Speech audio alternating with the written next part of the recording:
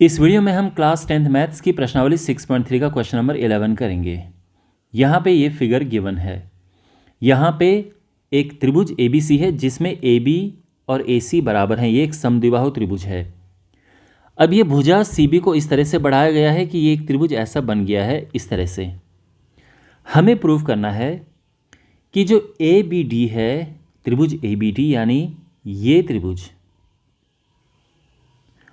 और ECF यानी जो ये वाला त्रिभुज है ECF, ठीक है, जो मैंने अभी ड्रॉ किया था, ये आपस में सिमिलर हैं, समरूप हैं। हमें ये प्रूव करना है। तो दो त्रिभुज समरूप कब होते हैं?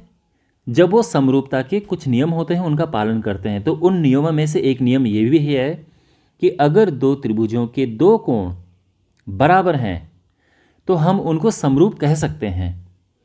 तो अब हमें करना यही है कि ये जो दो त्रिभुज हमारे पास दिए हुए हैं, जो हमें सिद्ध करने हैं, एक तो ABD है, आप समझ रहे हैं ना, और दूसरा ECF।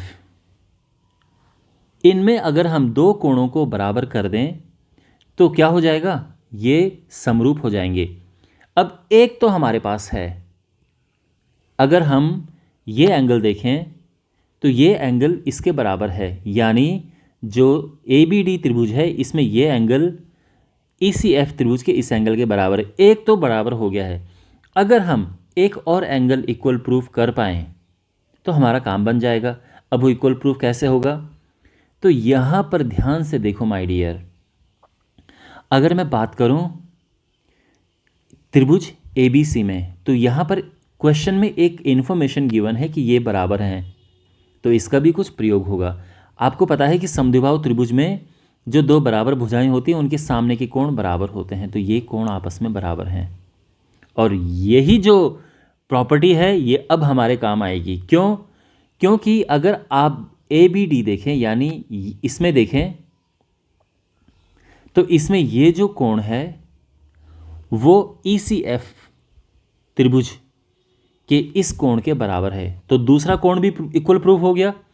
और इस तरह से हम एंगल प्रॉपर्टी से इन दोनों को समरूप लिख सकते हैं।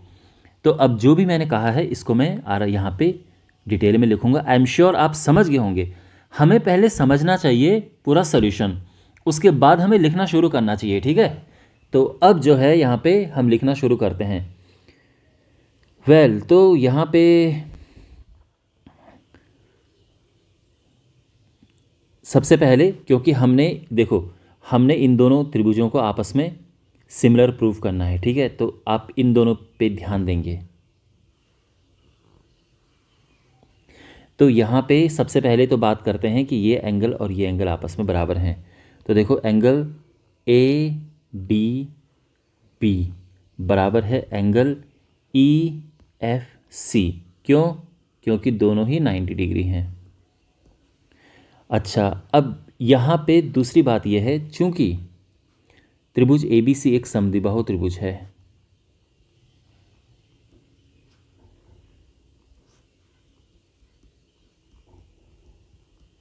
तो AB बराबर, और साथ में ये भी लिखा है कि AB बराबर AC, ठीक है ना? तो वैसे हम सीधे यहाँ से AB बराबर AC से भी शुरू कर सकते थे, बट कोई बात नहीं। ABC एक समद्विबाहु त्रिभुज है जहाँ AB बराबर AC है।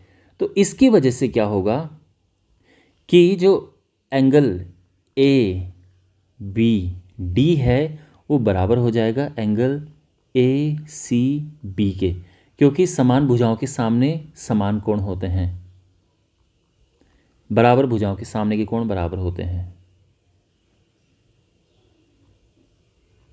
बराबर भुजाओं के सामने के कोण या सम्मुख कोण भी कह सकते हैं, बराबर होते हैं। ओके, हो गया यहाँ तक क्लियर?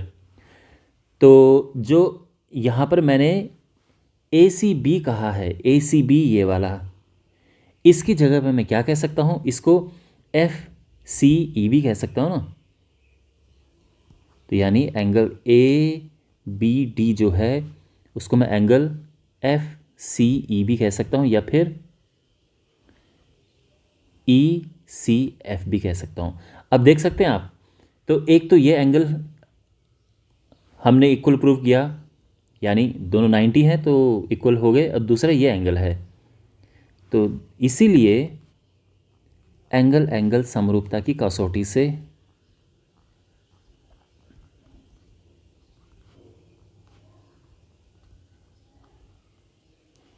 से त्रिभुज ABD जो है वो सिमिलर हो जाएगा त्रिभुज ECF के, हैंस प्रूव्ड।